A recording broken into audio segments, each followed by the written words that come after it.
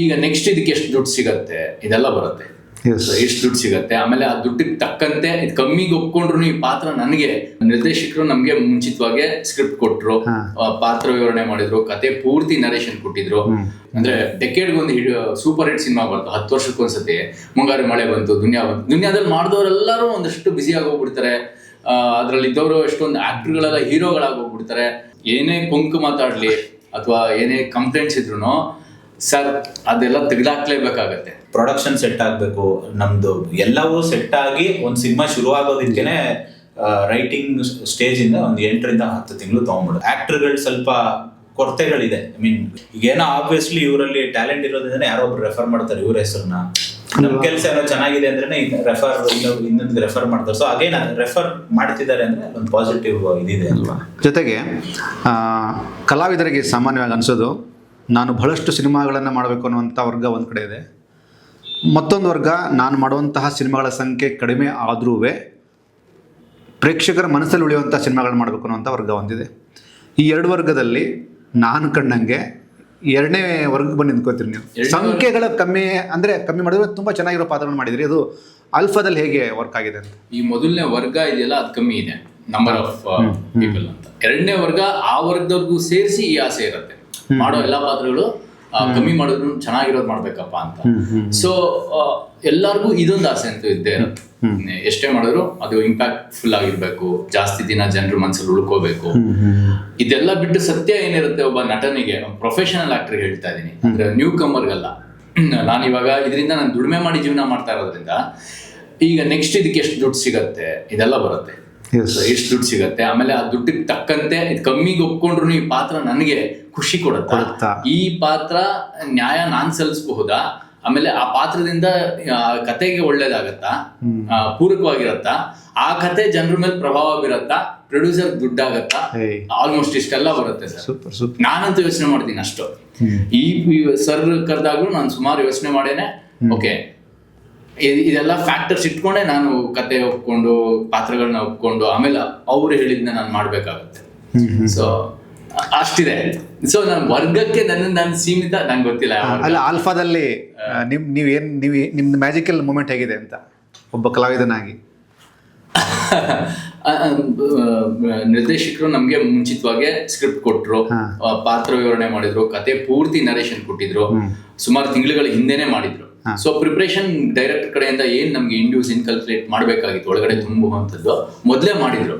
ಎಷ್ಟು ನಿರ್ದಿಷ್ಟವಾಗಿ ಮತ್ತೆ ವಿವರಾತ್ಮಕವಾಗಿ ಮಾಡಿದ್ರು ಅಂದ್ರೆ, ಬಾಲು ಸರ್ ನೀವು ಹೀರೋ ಆಗಿ ಮಾಡಿದ್ದೀರಾ, ನೀವು ವಿಲ್ಲನ್ ಆಗು ಮಾಡಿದ್ದೀರಾ, ನಿಮ್ಗೆ ಒಂದು ಸ್ಥಾನ ಇದೆ, ಆದ್ರೆ ನಾನು ಇಲ್ಲಿ ಸುಮಾರು ಪಾತ್ರಗಳು ಹಾಕಿರೋದ್ರಿಂದ ಎಲ್ಲಾ ಪಾತ್ರಗಳನ್ನು ತೂಗಿಸ್ಬೇಕಾಗತ್ತೆ. ಸೊ ಯಾವ್ದೋ ಒಂದು ಸೀನ್ ಅಲ್ಲಿ ಅವರು ಜಾಸ್ತಿ ಸ್ಕೋಪ್ ತಗೊಬಹುದು, ನಿಮ್ಗೆ ಜಾಸ್ತಿ ಮಾರ್ಕ್ ಸಿಗ್ಬೋದು, ಇನ್ನೊಂದ್ರಲ್ಲಿ ಈ ತರದೆಲ್ಲ ಬಂದ್ರೆ ನಿಮ್ಗೇನ್ ಪ್ರಾಬ್ಲಮ್ ಇಲ್ಲ. ನಾನ್ ಸರ್ ಸಿನಿಮಾ ಸಖತ್ತಾಗೋಗ್ಬಿಟ್ರೆ, ನಾನು ಹೇಳಿದ್ದೀನಲ್ವ ಸರ್, ಸಿನಿಮಾ ಸಖತ್ತಾಗೋಗ್ಬಿಟ್ರೆ ಅದ್ರಲ್ಲಿ 2 ನಿಮಿಷ ಬಂದವನು ಸೂಪರ್ ಸ್ಟಾರ್ ಆಗ್ತಾನೆ. ನಿಜ ನಿಜ ನಿಜ. ಸೊ ಈಗ ಎಷ್ಟೊಂದು ಹಿಟ್ ಸಿನಿಮಾಗಳು ತಗೊಳ್ಳಿ, ಅಂದ್ರೆ ಡೆಕೆಡ್ಗೊಂದು ಸೂಪರ್ ಹಿಟ್ ಸಿನಿಮಾ ಬಂತು, 10 ವರ್ಷಕ್ಕೊಂದ್ಸತಿ ಮುಂಗಾರು ಮಳೆ ಬಂತು, ದುನಿಯಾದಲ್ಲಿ ಮಾಡಿದವರೆಲ್ಲರೂ ಒಂದಷ್ಟು ಬ್ಯುಸಿ ಆಗೋಗ್ಬಿಡ್ತಾರೆ. ಅದ್ರಲ್ಲಿ ಇದ್ದವರು ಎಷ್ಟೊಂದು ಆಕ್ಟರ್ಗಳೆಲ್ಲ ಹೀರೋಗಳಾಗೋಗ್ಬಿಡ್ತಾರೆ, ಆಮೇಲೆ ವಿಲನ್ಗಳಾಗ್ತಾರೆ. ಅದರಲ್ಲಿ ಅಸಿಸ್ಟೆಂಟ್ ಡೈರೆಕ್ಟರ್ ಆಗಿದ್ದವರೆಲ್ಲ 4 ಪಿಕ್ಚರ್ ನಿರ್ದೇಶನ ಮಾಡ್ಬಿಡ್ತಾರೆ, ಪ್ರೊಡ್ಯೂಸರ್ 10 ಸಿನಿಮಾ ಮಾಡ್ತಾನೆ. ಸೊ ಅದರಿಂದ ಒಂದು ಸಿನಿಮಾ ಗೆಲ್ಲಕ್ಕೆ ಏನೇನ್ ಬೇಕು ಅದೆಲ್ಲ ನೋಡಿ ಎಲ್ಲ ನಿರ್ದೇಶಕರಿಗೆ ಹೋಗುತ್ತೆ. ಸೊ ಯಾಕೆ ನಿರ್ದೇಶಕರಿಗೆ ಯಾರು ಏನೇ ಕೊಂಕು ಮಾತಾಡ್ಲಿ ಅಥವಾ ಏನೇ ಕಂಪ್ಲೇಂಟ್ಸ್ ಇದ್ರು ಸರ್ ಅದೆಲ್ಲ ತೆಗೆದಾಕ್ಲೇಬೇಕಾಗತ್ತೆ.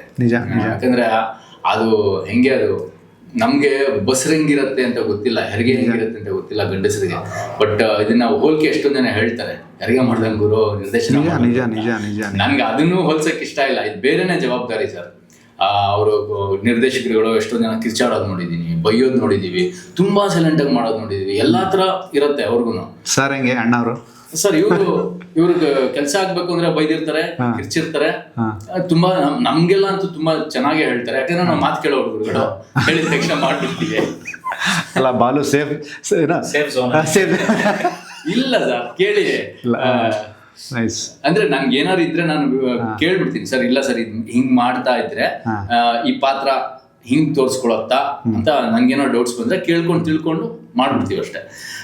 ಕಿತ್ತಾಡ್ಕೊಂಡು ಮಾಡೋ ಅಷ್ಟು ಹೊಸತನ ಅಥವಾ ಅದಿಲ್ಲ. ಸುಮಾರು ವರ್ಷ ಆಗಿರೋದ್ರಿಂದ. ಆ್ಯಕ್ಚುಲಿ ಬಂದ ತಕ್ಷಣ 1+1 ಇಂಟ್ರ್ಯೂ ಇತ್ತು ಸರ್ದು ನಂದು. ಹೌದಾ? ಬಾಲವ್ರನ್ನೂ ಕರೆಯೋಣ ಅಂದರು. ಅಂದರೆ ಅವ್ರಿಗೆ ಗೊತ್ತು ಒಂದಷ್ಟು ಒಳ್ಳೆಯ ವಿಷಯಗಳು ಬರಬೇಕು ಅಂತಂದರೆ ಮೈಂಡ್ಸೆಟ್ಗಳು ಕೂಡ ಹಂಗೆ ಇರಬೇಕು. ಫಾರ್ ಎಕ್ಸಾಂಪಲ್ ನೀವು ಸೆಟ್ ಆಗ್ತಿರೋ ಜೊತೆಗೆ, ನನಗದು ಇಷ್ಟ ಆಯಿತು. 2 ಸಿನಿಮಾ ಮಾಡಿದ ನಂತರವೂ ಸಹ ಸಿನಿಮಾದ ಉದ್ಯಮದವ್ರಿಗಾಗಲಿ ಅಥವಾ ನಿಮ್ಮ ನೆಟ್ವರ್ಕಲ್ಲಿರೋರಿಗಾಗಲಿ ವಿಜಯ್ ಯಾಕೆ ಸುಮ್ಮನೆ ಆದರು ಅನ್ನುವಂತಹ ಒಂದು ಪ್ರಶ್ನೆ ಬಂದಿರುತ್ತೆ. ಒಂದು ಜೊತೆಗೆ ಗುಲ್ಲಗುರು ಏನೋ ಬೇರೆ ಮಾಡೋಕ್ಕೆ ಹೊರಟಿದ್ದಾರೆ. ಈ ಥರದ ಪ್ರಶ್ನೆಗಳು ನಿಮ್ಮ ಕಿವಿಗೆ ಬಿದ್ದಿರ್ತವೆ. ಆವಾಗ ಅಂದರೆ ತುಂಬ ಸೆನ್ಸಿಬಲ್ ಆದಂಥ ವ್ಯಕ್ತಿ, ಸೆನ್ಸಿಬಲ್ ಆದ ಒಬ್ಬ ಟೆಕ್ನಿಷಿಯನ್ನು ಸ್ವಲ್ಪ ಗ್ಯಾಪ್ ಆಯಿತು ಅಂತ ಒಂದು ಮಾತು ನನ್ನ ಪಾಯಿಂಟ್ ಆಫ್ ವ್ಯೂ ಕೂಡ. ಇಲ್ಲ, ಅದು ಈ ಗೀತಾ ಆದ್ಮೇಲೆ ಏನಾಯ್ತಾ, ಕೊರೋನಾ ಆ ರೀಸನ್ ಇಂದ ಸ್ವಲ್ಪ ಡಿಲೇ ಆಯ್ತು. ಸೊ ಅದಾದ್ಮೇಲೆ ಹೊಯ್ಸಳ ಆದ್ಮೇಲೂ ಕೂಡ ಬ್ರೇಕ್ ಅಂತ ಏನ್ ಇದಾಯ್ತು ಅಂದ್ರೆ, ಈಗ ಜನರಲಿ ಒಂದು 16 ಕಥೆಗಳನ್ನ ಐಡಿಯಾಗಳನ್ನ ಇದು ಮಾಡ್ಕೊಂಡಿರ್ತೀವಿ. ಸೊ ಅದ್ರೆಲ್ಲ ನನ್ನ ಟೀಮ್ ಜೊತೆ ಡಿಸ್ಕಸ್ ಮಾಡಿ ಇದು ಮಾಡಿ ಒಂದು ಯಾರಿಗಾರ ನರೇಟ್ ಮಾಡೋ ಮಟ್ಟಕ್ಕೆ ಅದನ್ನ ರೆಡಿ ಮಾಡ್ಕೊಂಡಿರ್ತೀವಿ. ಅದು ರೆಡಿ ಮಾಡ್ಕೊಂಡು ಕೆಲವ್ರನ್ನ ಅಪ್ರೋಚ್ ಮಾಡಿದ್ದು ಉಂಟು. ಬಟ್ ಆಬ್ವಿಯಸ್ಲಿ ಈಗ ಪ್ರತಿ ನಟರು ಟೈಮ್ ತಗೊಂಡು ಸಿನಿಮಾಗಳು ಮಾಡ್ಬೇಕಾದ್ರೆ ನಾವು ಹೋದ ತಕ್ಷಣ ಅಪ್ರೋಚ್ ಮಾಡಿದ ತಕ್ಷಣ ಯಾರ್ದು ಡೇಟ್ ಸಿಗಲ್ಲ ಅಥವಾ ಕರೆಕ್ಟ್ ತುಂಬಾ ಫ್ಯಾಕ್ಟರ್ಸ್ ಇರುತ್ತೆ. ಅದು ಆಚಾರ್ಯರಿಗೆ ಏನೂ ಅರ್ಥ ಆಗಲ್ಲ. ಸೊ ಅದು ಏನಾಗುತ್ತೆ, ಇವರು ಓಕೆ ಹೆಂಗೆ ಅಂದ್ರೆ ಒಂದು ಸಿನಿಮಾ ಡೈರೆಕ್ಷನ್ ಅಂದ್ರೆ ಕತೆ ಬರೆದು ಬಿಡ್ಬೋದು, ಹಂಗಾಗಲ್ಲ. ಯಾಕಂದ್ರೆ ಕತೆ ಇವಾಗ ಏನಂತಂದ್ರೆ ನಾವು ಯೋಚನೆ ಮಾಡಿದ್ರಿಂದ ರಿಲೀಸ್ ಆಗೋಷ್ಟ್ರೊಳಗೆ ಅದೇ ತರ ಇನ್ಯಾವ್ದಾರ ಥಾಟ್ ಬಂತು ಅಂದ್ರೆ again we have to go back and change it. So ಈ ತರ ಹಲವಾರು ಆಸ್ಪೆಕ್ಟ್ಸ್ ಇರುತ್ತೆ. ಈಗ ಆಮೇಲೆ ಆಕ್ಟರ್ ಓಕೆ ಅಂದ್ರೂ ಪ್ರೊಡಕ್ಷನ್ ಸೆಟ್ ಆಗ್ಬೇಕು, ನಮ್ದು ಎಲ್ಲವೂ ಸೆಟ್ ಆಗಿ ಒಂದು ಸಿನಿಮಾ ಶುರು ಆಗೋದಕ್ಕೇನೆ ರೈಟಿಂಗ್ ಸ್ಟೇಜ್ ಇಂದ ಒಂದು 8 ರಿಂದ 10 ತಿಂಗಳು ತಗೊಂಡ್ಬಿಡುತ್ತೆ. ನಿಜ. ಸೊ ಹೊಯ್ಸಳ ಆದ್ಮೇಲೆ ಅವಾಗ ತಾನೇ ಆಕ್ಚುಲಿ ಪರ್ಸನಲ್ ಲೈಫಲ್ಲೂ ಮದುವೆ ಅವಾಗ ತಾನೇ ಆಗಿದೆ. So I wanted to give time to my family. So ಅದರಿಂದ ಒಂದು 2-3 ತಿಂಗಳು ಡಿಲೇ ಆಯ್ತು. ಅದಾದ್ಮೇಲೆ ಆಕ್ಚುಲಿ ಆಲ್ಫಾ ಕತೆ ತಗೊಂಡಿದ್ನ, ಇದ್ರ ಜೊತೆ ಇನ್ನೊಂದೆರಡು ಕತೆನೂ ಪ್ಯಾರಲಲ್ ಆಗಿ ವರ್ಕ್ ಮಾಡಿ ನರೇಟ್ ಮಾಡಿ ಎಲ್ಲ ಇದು ಮಾಡಿದ್ದೆ. ಬಟ್ ಅಗೇನ್ ಇದು ಫ್ರೂಟ್ಫುಲ್ ಇದ್ರಲ್ಲಾಯ್ತು. ಸೊ ಓಕೆ, ಈಗ ಡೆಬ್ಯೂಟೆಂಟ್ ಜೊತೆ ಮಾಡ್ಬೇಕಾದ್ರೆ ಅದರಲ್ಲಿ ಇನ್ನೊಂದು ಇದೇನಂದ್ರೆ ಚಾಲೆಂಜ್ ಜಾಸ್ತಿ ಸರ್. ಬೇರೆಯವ್ರದ್ದಾದ್ರೆ ಪ್ರೂವ್ ಮಾಡೋದಕ್ಕಿಂತ ಇದ್ರಲ್ಲಿ ಪ್ರೂವ್ ಮಾಡಿದ್ರೆ ಐ ಥಿಂಕ್ ಇವೆರಡು ಸಿನಿಮಾದ ನನ್ನ ಪ್ರೀವಿಯಸ್ಗಿಂತ ಇದು ಗೆಲುವು ನನಗೆ ತುಂಬಾ ದೊಡ್ಡ ಮಟ್ಟಕ್ಕೆ ತಗೊಂಡೋಗುತ್ತೆ ನಂಬಿಕೆ ನನಗಿದೆ. ಇಲ್ಲ, ತುಂಬಾ ಜೊತೆಗೆ ಒಬ್ಬ ಹೊಸ ಹೀರೋ ಇಂಡಸ್ಟ್ರಿಗೆ ಬಂದ್ರೆ ಅದು ನಮ್ಗೆ ಕೂಡ ಪ್ಲಸ್. ನಿಜ.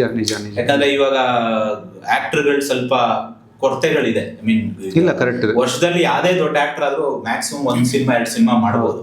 ಸೊ ನಮಗೂ ಬೇರೆ ಆ ಮಿಕ್ಕಿದ ಸ್ಪೇಸ್ ನ ತುಂಬೋದಕ್ಕೆ ಹೊಸ ಆಕ್ಟರ್ಗಳು, ಹೊಸ ಟೆಕ್ನಿಷಿಯನ್ ಬಂದ್ರೆ ಸೊ ಇಂಡಸ್ಟ್ರಿ ಇದ್ರಲ್ಲೂ ಒಳ್ಳೇದು. ಇಲ್ಲ, ತುಂಬಾ ವ್ಯಾಲಿಡ್ ಪಾಯಿಂಟ್. ಹೇಮಂತ್ ಥರದ ಒಂದು 10 ಜನ ಇದ್ದಾಗ ಅವರು 10 ಜನ 10 ಸಿನಿಮಾ ಮಾಡದೇ ಇರ್ಬೋದು, ಬಟ್ ಅದ್ರಲ್ಲಿ ಒಂದು 5 ಜನ ಆಕ್ಟಿವ್ ಆಗಿರ್ತಾರಲ್ವಾ ಅಲ್ವಾ.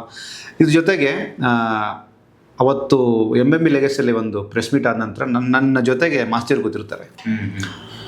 ಅಂದರೆ ಅವ್ರು ಹೇಳ್ತಾರೆ, ಸರ್ ಅಂದುಕೊಂಡಿದ್ದಕ್ಕಿಂತ ಚೆನ್ನಾಗಿ ಮಾಡಿದ್ದಾರೆ ವಿಜಯ್ ಸಿನಿಮಾ ಅಂತಾರೆ.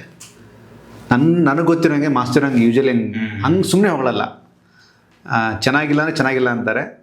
ಅವರೇ ಬರೆದಿದ್ರು ಸರ್ ಚೆನ್ನಾಗಿ ಬರ್ತೀನಿ, ಬಟ್ ಅದೊಂಚೂರು ಚೆನ್ನಾಗಿ ಆಗಬೇಕಾಗಿತ್ತು ಅಂತಾರೆ. ಈ ಥರದ ಒಂದು ಕ್ಲೋಸ್ ಅಪ್ರಿಸಿಯೇಷನ್ ಸಿಗುತ್ತೆ ಮಾಸ್ತಿ ಅವರಿಂದ. ಡೈಲಾಗ್ ವಿಷಯಕ್ಕೆ ಬರೋದಾದರೆ ಆ ಸಿನಿಮಾದಲ್ಲಿ ಹೇಗಿದೆ ಸರ್? ಅವ್ರದ್ದು ನಮ್ದು ಆ್ಯಕ್ಚುಲಿ ಪರಿಚಯ ತುಂಬ ಒಂದು 10 ವರ್ಷದಕ್ಕಿಂತ ಜಾಸ್ತಿ. ಅವರು ಅವಾಗ ಯಾವುದೋ ಅಗ್ರಜ ಅನ್ನೋ ಒಂದು ಮೂವಿ ಟೈಮಲ್ಲೇ ಅವಾಗ ಪರಿಚಯ ಆಗಿತ್ತು, ಸಂತೋಷ್ ಅವ್ರ ಮೂಲಕನೇ. ಸೊ ಅದಾದ್ಮೇಲಿಂದ ರೆಗ್ಯುಲರ್ ಟಚಲ್ಲಿ ಇದ್ರು. ಆಮೇಲೆ ನಾನು ಹೊಯ್ಸಳ ಮಾಡ್ಬೇಕಾದ್ರೆ ಅವಾಗ ಅವರು ಡೈಲಾಗ್ಸ್ ಇಟ್ಕೊಟ್ಟಾಗ ಹೊಯ್ಸಳನಲ್ಲಿ ತುಂಬಾ ಪವರ್ಫುಲ್ ಡೈಲಾಗ್ಸ್ ಎಲ್ಲ ಬರ್ಕೊಟ್ರು. ಸೊ ಸಿನಿಮಾ ಕತೆ ಜೊತೆಗೇನೆ ತುಂಬಾ ಚೆನ್ನಾಗಿ ಟ್ರಾವೆಲ್ ಮಾಡಿದ್ವಿ. ಅವ್ರಿಗೂ ಒಳ್ಳೆ ಹೆಸರು ಬಂತು. ಐ ಮೀನ್ ಆಲ್ರೆಡಿ ಇತ್ತು, ಬಟ್ ಇನ್ನೂ ನೆಕ್ಸ್ಟ್ ಲೆವೆಲ್ ಇದಾಯ್ತು. ಅದಾದ್ಮೇಲೆ ಬಿಕಾಸ್ ಅವರೇ ನನಗೆ ಹೇಮಂತ್ ಅವ್ರ ಪ್ರೊಫೈಲ್ ಕಳಿಸಿದ್ರಿಂದ, so he was the first person ನನಗೆ ಮಾಡಿ ಸರ್ ಇದು ಮಾಡಿ, ಈ ಹುಡುಗನ್ನ ಮೀಟ್ ಮಾಡಿ ಇದು ಮಾಡಿ ಅಂತ ಅವರು ಒಂದು ಪುಷ್ ಕೊಟ್ಟರು. ಅದಾದ್ಮೇಲೆ ವರ್ಕ್ ಮಾಡಿದ್ಮೇಲೆ ಅವ್ರು ಹೆಂಗೆ ಅಂದ್ರೆ ಜನರಲಿ ಅವ್ರದ್ದು ಡೈಲಾಗ್ಸ್ಗಳೆಲ್ಲ ಬುಲೆಟ್ ಇದ್ದಂಗೆ ಇರುತ್ತೆ, ರಪ್ ಅಂತ ಇರ್ತವೆ. ಸೊ ಈ ಪಿಕ್ಚರ್ಗೂ ಹಾಗೇನೆ ಬರ್ದಿದ್ದು ಕೊಟ್ಮೇಲೆ ನಾನು ರೆಗ್ಯುಲರ್ ಆಗಿ ಅವ್ರ ಹತ್ರ ಡಿಸ್ಕಸ್ ಮಾಡ್ತಾನೆ ಇರ್ತೀನಿ. ಆಮೇಲೆ ಈಗ ಏನಾದ್ರು ಫುಟೇಜ್ ಇದಾದ್ರೆ ತೋರಿಸಿದ್ದೀನಿ. ಸೊ ಅದರಿಂದ ಪ್ರಾಬ್ಲಿ ಅವ್ರು ನೋಡಿ ನಂಬಿಕೆ ಬಂದಿರ್ಬೋದು. ಆಮೇಲೆ ಆ ಜರ್ನಿ ಇತ್ತಲ್ಲ, 2 ಸಿನಿಮಾದ ಜರ್ನಿ, ಸೊ ಅದರಿಂದ ಪ್ರಾಬ್ಲಿ ಅವರು ಹೇಳಿರ್ಬೋದು ಇನ್ನು ಚೆನ್ನಾಗಿ ಬಂದಿದೆ ಅಂತ. And more over it's team. ಇದು ಎಲ್ಲಾ ಪಾತ್ರಗಳು, ಇವ್ರ ಪಾತ್ರ ಆಗ್ಬೋದು, ಯಾರ್ಯಾರು ಅಚ್ಯುತ್ ಸರ್ ಆಗ್ಬೋದು, ರಮೇಶ್ ಇಂದ್ರ ಅವ್ರು ಆಗ್ಬೋದು, ಆಮೇಲೆ ಹೇಮಂತ್ ಸುಶೀಲ್ ಅವ್ರು ಆಗ್ಬೋದು, ಕಾರ್ತಿಕ್ ಮಹೇಶ್ವರ್ ಎಲ್ಲಾರು ಏನು ಅವ್ರ ಪಾತ್ರ ಕೊಟ್ಟಿದ್ದು ಅದಕ್ಕಿಂತ ಚೆನ್ನಾಗಿ ಅವ್ರು ಪರ್ಫಾರ್ಮ್ ಮಾಡಿದ್ದಾರೆ. ಸೊ ಅದರಿಂದ ಓವರ್ ಆಲ್ ನಿಮ್ಗೆ ಔಟ್ಪುಟ್ ಅಷ್ಟು ಚೆನ್ನಾಗಿ ಕಾಣಿಸ್ತಾ ಇದೆ. ಈಗ ಟೀಸರ್ ಆಗ್ಬೋದು, ಇದಾಗ್ಬೋದು, ಎಲ್ಲರೂ ಮೆಚ್ಚಿಗೆ ಇದು ಮಾಡಿರೋದ್ರಿಂದ it's because of a team effort. ನಾನು ಒಬ್ಬ ಇದಲ್ಲ, ಯಾಕಂದ್ರೆ ಇಲ್ಲಿ ಕ್ಯಾಮ್ರಾಮನ್ ಕರೆಕ್ಟ್ ಆಗಿ ಶಾರ್ಟ್ ಇಟ್ರೇನೆ. ಈಗ ಅನೂಪ್ ಸರ್ ಜನ ಮ್ಯೂಸಿಕ್ ಕೊಡಿದ್ರೇನೆ ಆ ಸೀನ್ ಎಲಿವೇಟ್ ಆಗೋದು. ಸೊ ಎಲ್ರದ್ದು ಶ್ರಮ ಇದೆ. ಐ ಆಮ್ ಜಸ್ಟ್ ಈಗ ನಾನು ಹಿಂಗೆ ಬಿಲೀವ್ ಮಾಡೋದಂದ್ರೆ ನಾನೊಂದು ಅಸೆಂಬಲ್ ಮಾಡ್ಬೋದು ಅಷ್ಟೇ ಇವ್ರನ್ನೆಲ್ಲಾರು. ಸೊ ಹಿಂಗೆ ಮಾಡಿ ಹಂಗೆ ಮಾಡಿ ಅಂತ ಇದು ಮಾಡೋಕ್ಕಾಗಲ್ಲ. ಅದೆಲ್ಲ ಅವ್ರದ್ದು ಇನ್ಪುಟ್ಸ್ ಆಗ್ಬೋದು, ಕ್ರಿಯೇಟಿವಿಟಿ ಆಗ್ಬೋದು, ಅದರಿಂದ ಔಟ್ಪುಟ್ ಹಂಗೆ ಚೆನ್ನಾಗಿ ಬಂದಿದೆ. ಈ ಪ್ರಶ್ನೆ ನನ್ನ ಪರ್ಸ್ನಲಿ ಇಬ್ಬರಿಗೂ ಸೇರಿ ಕೇಳ್ತೀನಿ. Reference always matters. ರೆಫರ್ ಮಾಡೋದೇ ಗೊತ್ತಾ? ಫಾರ್ ಎಕ್ಸಾಂಪಲ್ ಮಾಸ್ತಿ ಸರು, ಹೇಮಂತ್ ಅವರು ನಿಮ್ಮ ರೆಫರ್ ಮಾಡಿದರು. ಅವತ್ತು ನಿಮ್ಮನ್ನು ರೆಫರೆನ್ಸ್ ಬಹಳ ದೊಡ್ಡ ಮಟ್ಟದ ರೋಲ್ ಪ್ಲೇ ಮಾಡುತ್ತೆ ಅಂತ ನಾನು ತುಂಬ ನಂಬ್ತೀನಿ ಅದನ್ನು. ನಿಮ್ಮ ಪರ್ಸ್ಪೆಕ್ಟಿವ್ ರೆಫರೆನ್ಸ್. ಹೌದು, ಅಷ್ಟೇ, ತುಂಬ ಮೇಜರ್ ರೋಲ್ ಅದು ಅಲ್ವಾ? ಅಂದರೆ ಇವಾಗ ಯಾವುದೇ ಸಿನಿಮಾ ತೊಗೊಂಡ್ರು ಒಬ್ರು ರೆಫರೆನ್ಸ್ ಮಾಡಿರ್ತಾರೆ. ಇವಾಗ ಸೀದಾ ಈಗ ಆಫೀಸ್ಗೆ ಹೋಗಿ ನುಗ್ಬಿಡಕ್ಕಾಗಲ್ಲ. ಇವ್ರ ಆಫೀಸಲ್ಲಿ ಇವ್ರು ನಂಗೆ ಪರಿಚಯ ಇಲ್ಲ, ನಾನೊಬ್ಬ ನಟ ಸೀದಾ ಒಳಗಡೆ ಹೋಗ್ಬಿಟ್ಟು ಸರ್ ನನಗೆ ಒಂದು ಪಿಕ್ಚರ್ ಮಾಡಿ ಸರ್, ನಾನು ಹೀರೋ ಆಗಬೇಕು ಅಂದರೆ ಅಯ್ಯೋ ಒಂದು 2 ಲಕ್ಷ ಆಚೆಗೆ ಅಂತಾರೆ ಅಲ್ವಾ? ಸೊ ರೆಫರೆನ್ಸ್ ತುಂಬ ಇಂಪಾರ್ಟೆಂಟ್ ಆಗುತ್ತೆ. ಎಲ್ಲೋ ವರ್ಲ್ಡಲ್ಲೇ ಒಂದು 4 ಜನ ಆ ಥರ ಬಂದಿರ್ಬೋದು ಆ ರೂಟಲ್ಲಿ ಅಲ್ವಾ? ಅಂದರೆ ರೆಫರೆನ್ಸ್ ಇಲ್ದಿರಾ ರೆಫರೆನ್ಸ್ ಇದ್ದೇ ಇರುತ್ತೆ ಸರ್. ಎಲ್ಲ ಒಂದ್ ಕಡೆ ಬಾಲನಾಗಿದ್ರೆ ನಾನು ಹಾಕೊಳ್ಳಿ ಅಂತ ಅಲ್ವಾ? ವಿಜಯ್ ಅವ್ರ ಕೈಲಿ ಮಾಡಿಸಿ ಅಂತ ಒಂದು ರೆಫರೆನ್ಸ್ ಇರುತ್ತೆ, ಇಂಟರ್ವ್ಯೂ ನಿಮ್ ಕೈಲಿ ಮಾಡಿಸಿ ಅಂತ ರೆಫರೆನ್ಸ್ ಇರುತ್ತೆ. ಸೂಪರ್ ಸೂಪರ್ ಅಲ್ವಾ?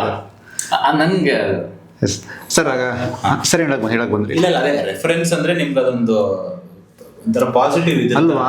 ನನಗೆ ಅವತ್ತು ಒಂದು 5 ನಿಮಿಷ ನನಗೆ ಮಾಸ್ತಿಯವ್ರು ಮಾತಾಡಿದ್ದು ನಂಗೆ ಇವತ್ತಿಗೂ ನನಗೆ ಆ ಫ್ಲೇವರ್ ಹಂಗೆ ಇದೆ.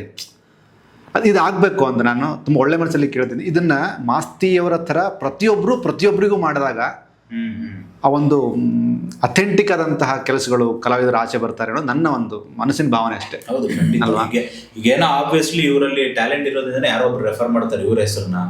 ನಮ್ಮ ಕೆಲಸ ಏನೋ ಚೆನ್ನಾಗಿದೆ ಅಂದ್ರೆ ರೆಫರ್ ಇನ್ನೊಂದು ರೆಫರ್ ಮಾಡ್ತಾರೆ. ಸೊ ಅಗೇನ್ ರೆಫರ್ ಮಾಡ್ತಿದ್ದಾರೆ ಅಂದ್ರೆ ಒಂದು ಪಾಸಿಟಿವ್ ಇದಿದೆ ಅಲ್ವಾ?